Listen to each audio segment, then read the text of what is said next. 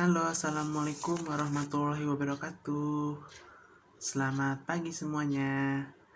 Kali ini saya akan membuat video vlog tentang ekowisata. Ada yang tahu apa itu ekowisata? Ekowisata atau ekoturisme merupakan salah satu kegiatan pariwisata yang berwawasan lingkungan dengan mengutamakan aspek konservasi alam, aspek pemberdayaan sosial budaya ekonomi masyarakat lokal, serta aspek pembelajaran dan pendidikan. Kali ini saya akan mengambil topik tentang orang utan yang berlokasi di Taman Nasional Tanjung Puting. Ya, ada yang tahu Taman Nasional Tanjung Puting di mana? Ada di Kalimantan Tengah, tepatnya di Kabupaten Kota Waringin Barat. Kalau kita dari Jakarta ke Taman Nasional Tanjung Puting, itu pasti naik pesawat landingnya di Bandara Haji Iskandar Pangkalan Bun namanya. Ya, bisa menggunakan 6R atau Trigana Air kalau ke Pangkalan Bun. Dari Pangkalan Bun kita sewa mobil ke pelabuhan Kumai namanya. Kalau dari Tanjung Priok kita nanti naik kapal ke pelabuhan Kumai. Dari Kumai nanti kita bisa sewa perahu ya ke Taman Nasional Tanjung Puting. Ya, ini lokasinya terletak di Semenanjung, Kalimantan Tengah. Terdapat konservasi orangutan terbesar di dunia dengan populasi diperkirakan 30.000 hingga 40.000 yang tersebar di Taman Nasional Tanjung Puting dan juga di luar Taman Nasional Tanjung Puting ini. Kalau di luar di mana? Di Pusat Primata Skotmuser Ragunan, Jakarta Selatan. Selain itu, Taman Nasional Tanjung Puting juga merupakan cagar biosfer yang ditunjuk pada tahun 1977. Dengan area inti Taman Nasional Tanjung Puting seluas 415.040 hektar yang ditetapkan pada tahun 1982. Dengan status Taman Nasional dan cagar biosfer, Taman Nasional Tanjung Puting dapat terjaga kelestariannya dan merupakan salah satu daya tarik pariwisata di Indonesia. Ini berbeda dengan konservasi orangutan yang terdapat di bagian Kalimantan lainnya, di mana kita melihat orangutan berada di habitat buatan manusia. Di Taman Nasional Tanjung Puting ini, wisatawan dapat melihat langsung habitat alami orangutan secara langsung dan melihat langsung hidup mereka di alam liar. Tanjung Puting pada awalnya merupakan cagar alam dan suaka marga satwa dengan luas total 305.000 hektar. Udah kan? Nah, yang aku bilang nih, ya, cara ke Tanjung Puting adalah menggunakan kapal klotok. Kenapa namanya klotok-klotok? Karena kapal ini punya tok tok tok tok tok tok, kayak buka pintu nih, gitu. Sehingga masyarakat sekitar memberi nama kapal klotok. Kapal klotok ini merupakan sarana transportasi yang cukup nyaman. Biasanya kapal klotok memuat 7 sampai dengan 12 penumpang.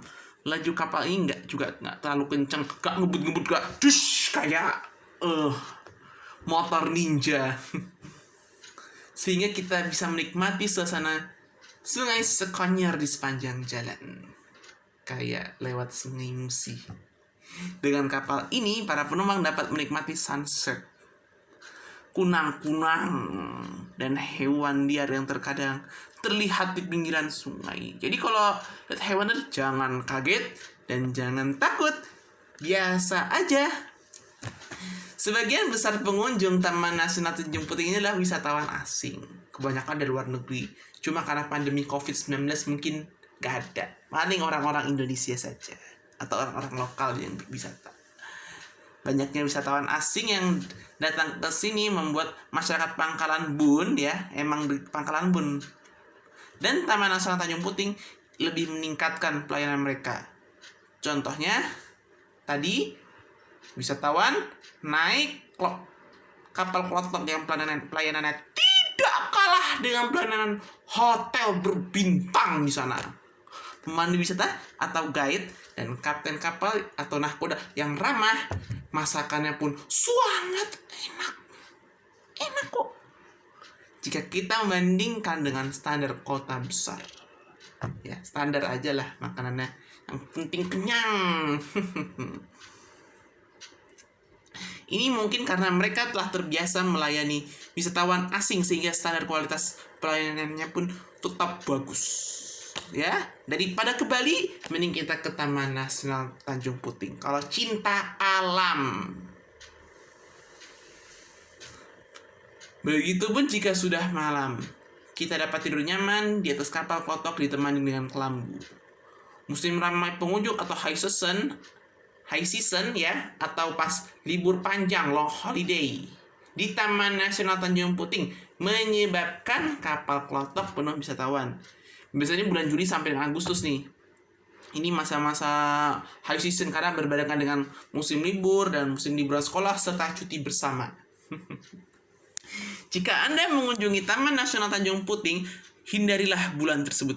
Selain itu, jangan lupa bawalah lotion anti nyamuk, baik autan atau ya apalah, yang penting lotion anti nyamuk supaya kita, atau sovel ya, supaya kita terlindungi dari nyamuk demam berdarah atau nyamuk malaria. Banyak ya nyamuk-nyamuknya, nyamuk apa aja. Di sepanjang sungai Sekonyer kita dapat melihat monyet-monyet yang bergelantungan dari satu pohon ke pohon lainnya. Ganti-ganti. Ya, nggak usah takut. Mau difoto juga monggo, nggak apa-apa kok.